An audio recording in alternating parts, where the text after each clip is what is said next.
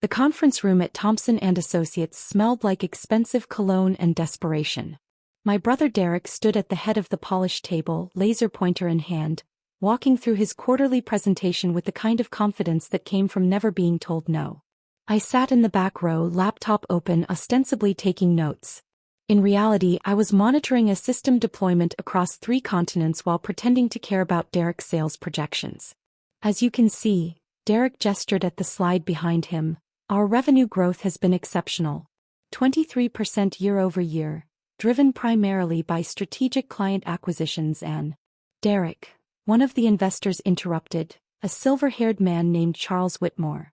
This is impressive, but we're concerned about your technology infrastructure. Your last cybersecurity audit raised some red flags. Derek's smile didn't waver. We're addressing those concerns. We've got IT people working on it.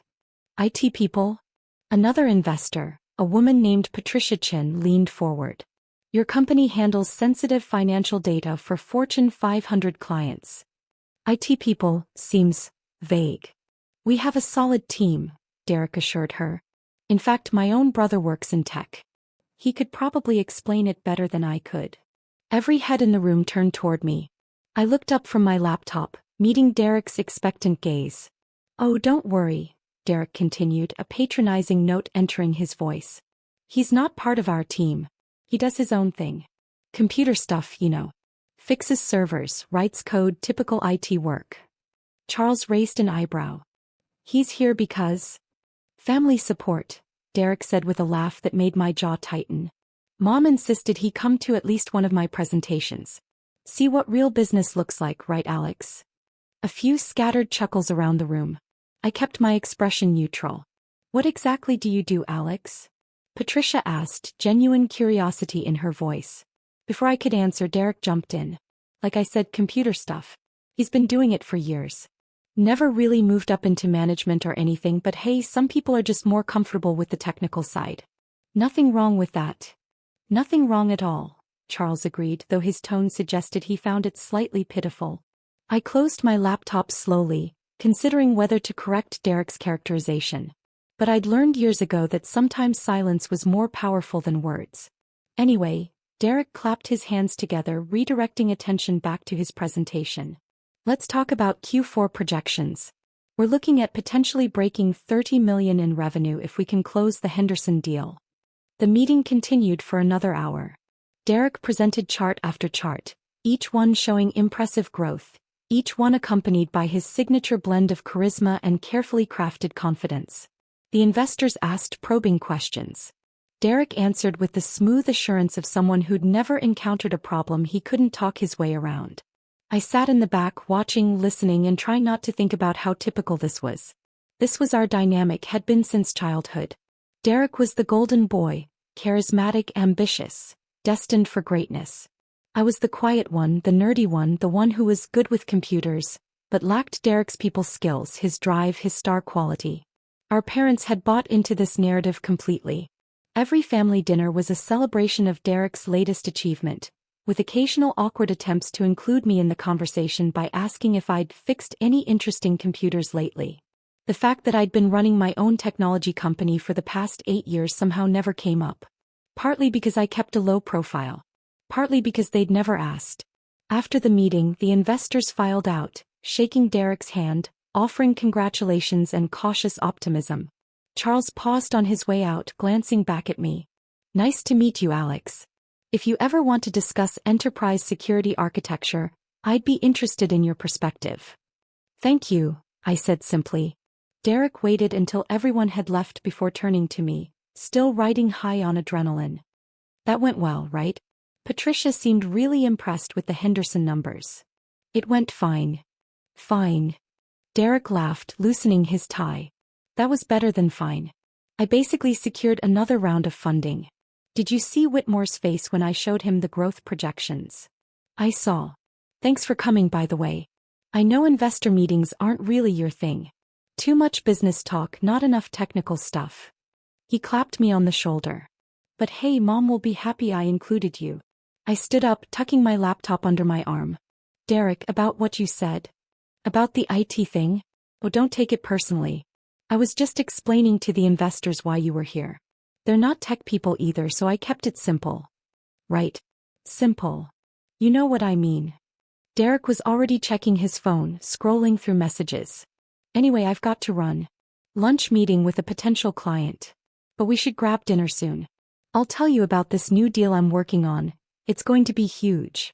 Sure, I said, knowing it wouldn't happen. Derek's invitations were always genuine in the moment and forgotten by the next day. He left in a whirlwind of confidence and cologne, already on a call before he reached the elevator. I stood in the empty conference room, looking at the residual glow of his presentation still projected on the screen. 23% growth. Impressive objectively. My company had grown 48% last year, but Derek didn't know that. Nobody in my family did. My phone buzzed. A message from my Chief Operating Officer, Jennifer Martinez. The DataCore merger is moving forward. Board wants your approval on the final terms. Also, Tech Summit confirmed you as keynote speaker. I typed back. Approve the DataCore terms if legal has signed off. And confirm the summit. Which topic did they want? The future of cloud infrastructure. Very you. I smiled slightly. Very me indeed. Another message came through, this one from my head of cybersecurity. Finished the audit for that financial services company, Thompson and Associates. Want the bad news or the terrible news? My smile faded. Give me both. Bad news. Their security is 5 years out of date. Terrible news. They're one breach away from losing every client they have. I'm surprised they haven't been hit already. I stared at the message, a knot forming in my stomach. Thompson and Associates. Derek's company. The one he'd just spent an hour assuring investors was solid and secure. How bad? I typed. Remember the Equifax breach? This would make that look like a minor inconvenience. They're storing unencrypted client data, their firewall is basically decorative, and their password protocols are a joke. Whoever set this up should be fired. Whoever's supposed to maintain it should be arrested. I closed my eyes, feeling a headache forming. This was the problem with keeping a low profile. Derek had no idea that the company he'd hired to do a routine security audit was mine. No idea that I'd personally overseen the evaluation of his infrastructure. No idea that his little brother, the one who fixed computers, was about to deliver news that could destroy everything he'd built. Send me the full report, I told my security chief. And set up a meeting with their leadership. This needs to be addressed immediately. Will do. But Alex, they're not going to like what I have to say. Nobody ever does. I packed up my laptop and headed for the elevator, my mind already racing through scenarios. Derek needed to know about this. But Derek also needed to understand exactly who was telling him and why that mattered. The timing, I realized, was almost poetic. After years of being dismissed as just an IT guy, I was about to become the most important tech person in Derek's life. Whether he liked it or not. 3 days later, I sat in a different conference room, this one in my own building. Floor-to-ceiling windows overlooked the city, late afternoon sun casting long shadows across the table where Derek sat, flanked by his COO and his in-house IT manager. A nervous-looking kid named Brad who couldn't have been more than 25. Derek had been surprised when Atlas Technology Solutions had requested this meeting. He'd been even more surprised when he walked in and saw me sitting at the head of the table. Alex. He'd stopped in the doorway, confused. What are you doing here? I'm the CEO of Atlas Technology Solutions, I'd said simply. Please sit down. That had been 5 minutes ago. Derek was still processing, his expression cycling between confusion, disbelief, and something that might have been anger. You're the CEO, he repeated slowly. Yes. Of Atlas Technology Solutions. Yes. The company we hired to do our security audit. Correct. Brad, the IT manager, looked like he wanted to disappear into his chair. Derek, a sharp-eyed woman named Margaret, was studying me with open curiosity. How long? Derek asked. I founded the company 8 years ago. We went from a 2-person startup to 150 employees. We're now one of the leading cybersecurity and cloud infrastructure firms on the East Coast. 150 employees, Margaret murmured. That's substantial. We've been fortunate, I said, which was a massive understatement. Atlas had been more than fortunate. We'd been strategic, innovative, and ruthlessly competent. But there was no need to brag. Derek was shaking his head slowly. 8 years. You've been running this company for 8 years and you never mentioned it? Not once. Would you have listened if I had? The question hung in the air. Derek's mouth opened then closed. He couldn't answer because we both knew the truth. If I'd told him, he would have smiled and nodded and immediately changed the subject back to his own ventures. My success would have been background noise to his story. Let's focus on why we're here, I said, opening the folder in front of me. Your company's security infrastructure is critically compromised. You're facing potential catastrophic data breaches that could expose sensitive client information and destroy your business overnight. Brad went pale. Margaret leaned forward. All business now. Derek just stared at me. How bad? Margaret asked. I slid copies of the report across the table. The full technical details are in there, but the summary is this. Your current system is vulnerable to approximately 37 different known attack vectors. Your encryption is outdated, your firewalls are misconfigured, and your employee password protocols are essentially non-existent. But we passed our last audit, Brad protested weakly. When was that audit conducted? 3 years ago. By whom? I think it was an in-house review. I looked at Derek. You told your investors your security was solid. I thought it was, Derek said defensively. Brad said everything was fine. Brad looked like he might cry. I mean, we hadn't had any problems. You haven't had any problems you know about, I corrected. Our forensic analysis found evidence of 3 separate intrusion attempts in the past 6 months. 2 of them succeeded in accessing your network, but the attackers apparently didn't find anything worth stealing. Yet, Margaret added quietly. Yet, I agreed. Derek was reading through the report, his face growing progressively more pale. This says we could face regulatory fines up to $50 million if there's a breach. That's conservative, I said. It doesn't account for legal fees, client lawsuits, or reputation damage. A breach of this magnitude could realistically end your company. The room fell silent. Brad was openly sweating now. Margaret was taking notes, her expression grim. Derek just sat there, the report open in front of him, reality crashing down around his carefully constructed world. Can you fix it? He asked finally, his voice smaller than I'd ever heard it. Yes. How long? Complete overhaul? 6 months minimum. We'd need to rebuild your entire infrastructure from the ground up. 6 months, Derek repeated. And the cost? I named a figure that made Brad gasp and Derek's face go white. That's... Derek struggled for words. That's almost our entire profit margin for the year. It's also significantly less than what a breach would cost you, I pointed out. And frankly, you don't have a choice. If you don't address this immediately, you're one malicious email away from bankruptcy. Margaret closed her notebook. He's right, Derek. We need to do this. With my brother's company?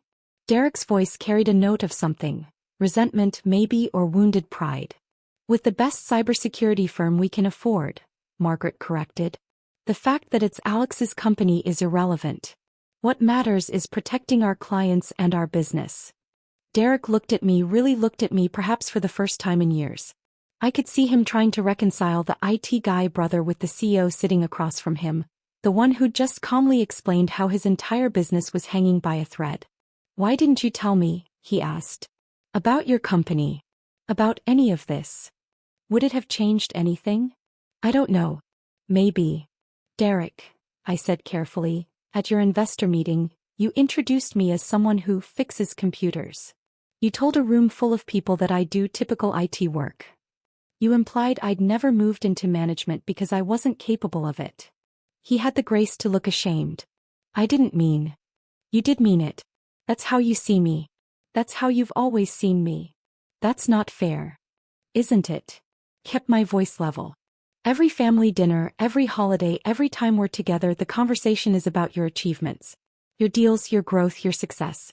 Nobody ever asks about my work because you've all decided it's not as important. Alex. I'm not angry, I interrupted, and I meant it. I'm just stating facts. You've spent years dismissing what I do, and now you're in a position where you desperately need what I do. It's ironic, that's all. Margaret was watching this exchange with open fascination. Brad just looked confused. Derek set down the report, his hands flat on the table. You're right. I've been dismissive. I didn't understand what you were doing, so I assumed it wasn't as complex or impressive as what I was doing. That was wrong. It was the closest thing to an apology I'd ever heard from Derek. It wasn't enough, not nearly enough, but it was something. So what happens now? He asked. Now you decide. Atlas can rebuild your security infrastructure, but it will require your full cooperation. We'll need access to all your systems, complete transparency about your operations, and authority to make necessary changes even if they're disruptive.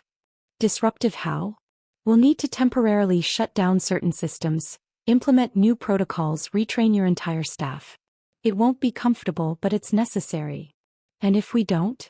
Derek asked, though he clearly already knew the answer. Then eventually, maybe in a month, maybe in a year, someone with malicious intent will find the same vulnerabilities we found. They'll exploit them, steal your data, and destroy everything you've built. Your investors will sue you. Your clients will leave you. Your company will cease to exist. The bluntness of it seemed to physically impact Derek.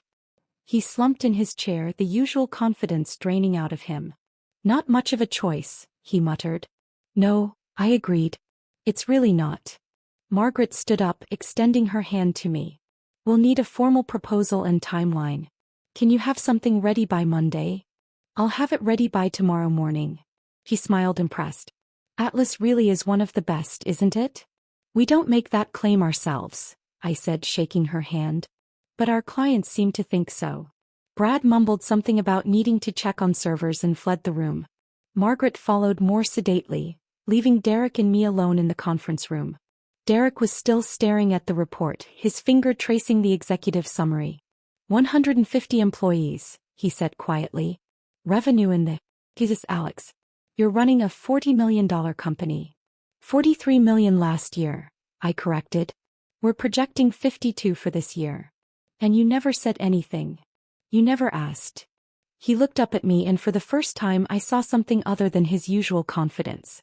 Vulnerability, maybe. Genuine curiosity. Why? Why what? Why keep it quiet? Why not? I don't know, rub it in our faces? Mom and Dad still think you work in some generic IT department somewhere. I considered the question. Because building Atlas wasn't about proving something to you or them.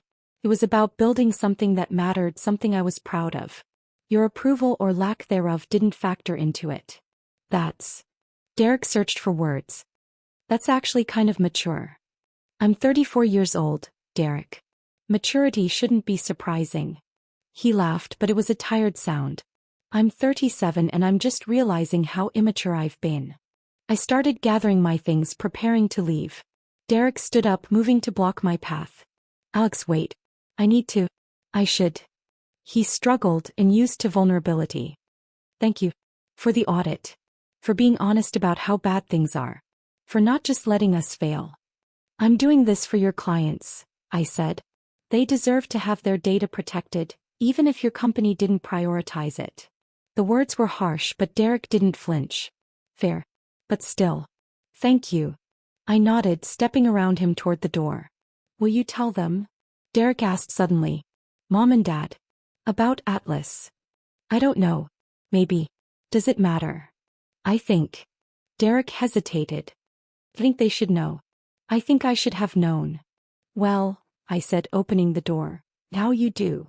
I left him standing in the conference room, alone with the report that detailed exactly how close his company had come to catastrophic failure. As I walked back to my office, my phone buzzed with a message from Jennifer. How'd it go with the brother? About as expected, I typed back. Prepare the proposal for Thompson and Associates. Complete infrastructure overhaul, 6-month timeline. That's a big project. You sure you want to take it? I thought about Derek's face when he realized the scope of the disaster he'd been courting. I thought about years of dismissive comments and casual condescension. I thought about the satisfaction of being undeniably, critically necessary. I'm sure I replied. This one's personal. The next 3 weeks were a blur of planning, preparation, and increasing panic from Derek's team as they began to understand the magnitude of the security overhaul. I assigned my best team to the project. Not as a favor to Derek, but because the work demanded expertise and because I took pride in every job Atlas undertook. Meanwhile, word had apparently gotten back to my parents about the meeting.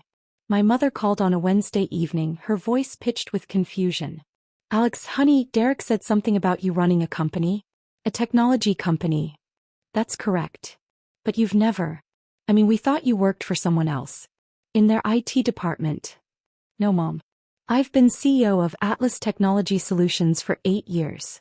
Silence on the other end of the line. Then, 8 years. Yes. And you never told us? I tried to a few times. You always seemed more interested in Derek's sales numbers. More silence. I could hear my father's voice in the background asking what was going on. My mother explained, her voice faint with shock. Your father wants to know how big this company is. Tell him we're doing about $50 million in revenue this year with 150 employees across 3 offices. I heard her relay this information. A muffled exclamation from my father. Alex, my mother said slowly, why didn't you make us understand? Why didn't you insist we pay attention? Because I shouldn't have to insist, Mom. You're my parents. You should have been interested enough to ask. That's. She trailed off. That's fair, actually. We've been terrible, haven't we? You've been focused on Derek. It's what you've always done. That's not an excuse. No, I agreed. It's not. My father took the phone. Son, we need to talk about this properly. Can you come to dinner this weekend? I'm pretty busy with Derek's project. Please, my father said, and the word was so uncharacteristic that it stopped me cold. My father didn't say please. My father made pronouncements and expected compliance. Okay, I said finally. Saturday. Thank you. And Alex? We're proud of you. We should have said that years ago. The words should have felt satisfying. Instead they just felt hollow. Too little, too late, motivated not by genuine understanding but by the revelation of my success. See you Saturday, I said and ended the call. Jennifer poked her head into my office. Everything okay? Family drama. The brothers' company. And parents who just discovered I'm not actually a low-level IT worker. She winced sympathetically. How'd they take it? With appropriate shock and belated pride. I turned back to my computer, pulling up the Thompson and Associates project timeline. How's the team doing with Phase 1? Good. Brad, their IT manager, is actually pretty sharp once you get past the fear. He's been helpful identifying the worst vulnerabilities. That's something at least. Derek's been in every day, Jennifer added carefully. Watching, asking questions. Actually trying to understand what we're doing. Character development, I said dryly. Maybe. Jennifer sat down across from me. For what it's worth, I think this project is good for you. Not just professionally, personally. Sometimes people need to see you fully to understand what they've been missing. Philosophical today, aren't we? I have my moments. She stood up, heading for the door. Don't stay too late. The work will still be here tomorrow. After she left, I sat in the quiet office looking out over the city. Somewhere out there, Derek was probably at his own office watching my team tear apart and rebuild his company's infrastructure. Probably wondering how he'd missed so much, how his little brother had built something this substantial while he was busy collecting sales awards and investor meetings. My phone buzzed. A text from Derek. Team says Phase 1 is ahead of schedule. That's good, right? Very good, I replied. Means we found the problems faster than expected. Which means there were a lot of problems. Yes. A pause, then I really had no idea how bad it was. Thank you for catching it. I stared at the message, considering my response. The old Alex would have brushed off the thanks, minimized his own contribution, made it easy for Derek to go back to underestimating him. But I wasn't that Alex anymore. Maybe I never should have been. You're welcome, I typed. This is what we do. This is what I've built. It's not just IT work. It's not fixing computers. It's protecting companies from catastrophic failure. I know that now. I'm sorry it took this to make me see it. Better late than never. Another pause, longer this time. Then, will you really come to dinner on Saturday? Mom's been worried you'll cancel. I'll be there. Thank you. And Alex, I'm going to make sure everyone knows what you've done. Not just for my company but everything. You deserve recognition. I smiled slightly at the screen. Derek was trying in his own way. It wasn't enough to erase years of dismissiveness, but it was a start. See you Saturday, I sent back. I closed my laptop and stood up, stretching muscles tight from hours at a desk. Through the window, I could see the city lights spreading out in all directions, thousands of companies and offices and data centers, all of them needing the kind of protection and expertise that Atlas provided. This was my world. This was what I'd built while Derek was collecting sales awards and my parents were asking if I'd fixed any interesting computers lately.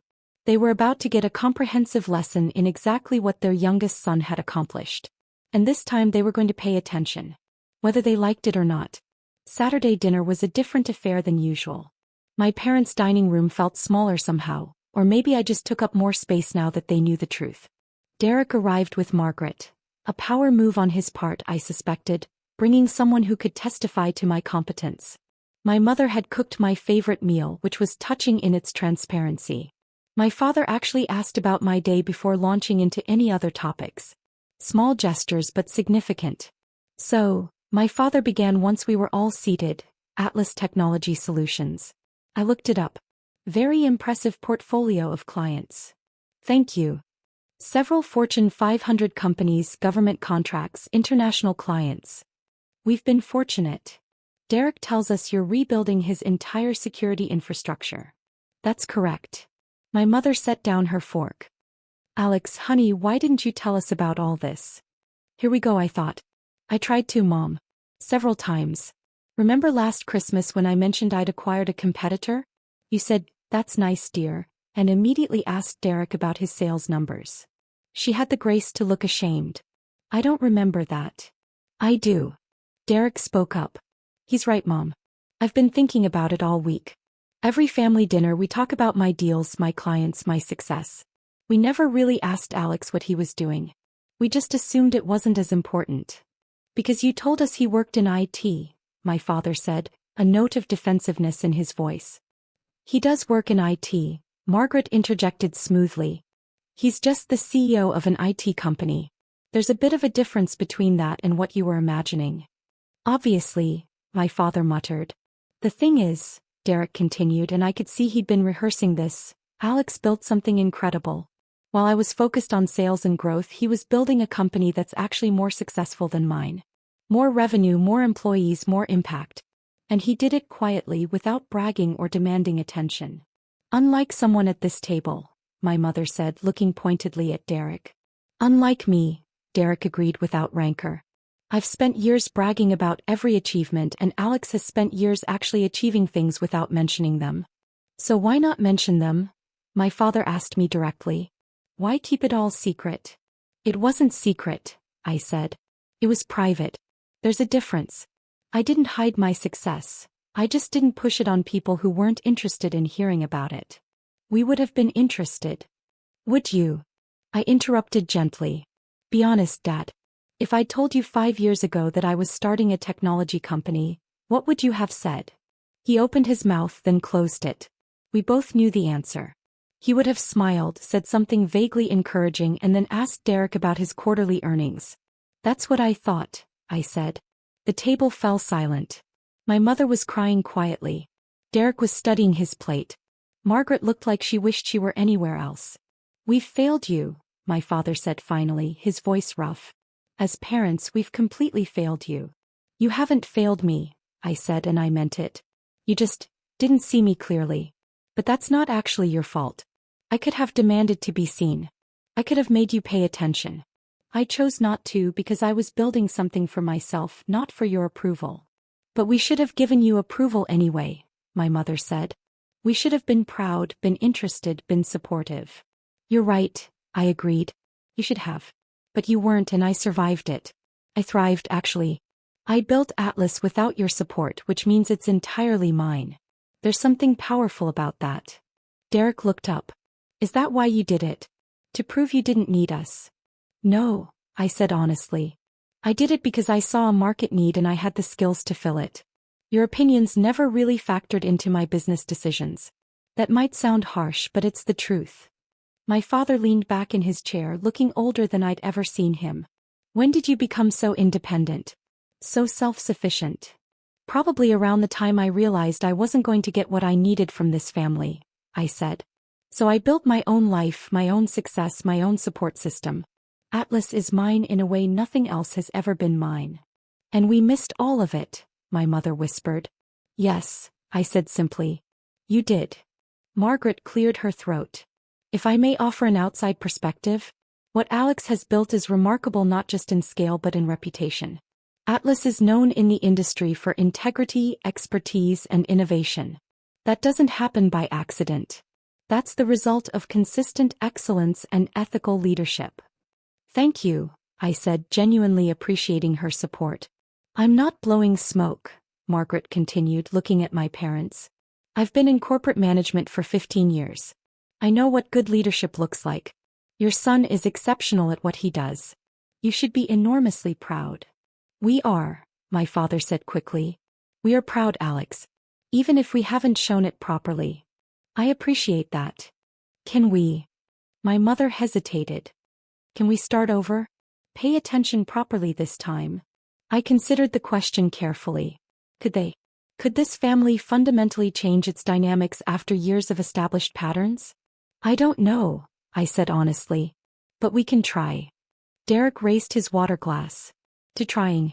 And to my brother, who turned out to be considerably more impressive than I ever gave him credit for. We all drank to that. It wasn't resolution, not really. It wasn't a magical healing of years of dismissiveness and neglect. But it was acknowledgement, and acknowledgement was a start. After dinner, Derek pulled me aside while our parents were clearing dishes. The team says we'll be fully operational with the new security infrastructure by month 5, he said. Ahead of schedule. That's the plan. I've been thinking about recommending Atlas to some of my contacts. Other companies in our sector who probably need similar work. That's generous. It's strategic, Derek corrected with a slight smile. If my competitors get breached because of bad security, it reflects poorly on the whole industry. Better if everyone's protected. Pragmatic, I said. I like it. I learned from the best. He paused. That would be you in case that wasn't clear. I laughed, surprised. Message received. I mean it, though.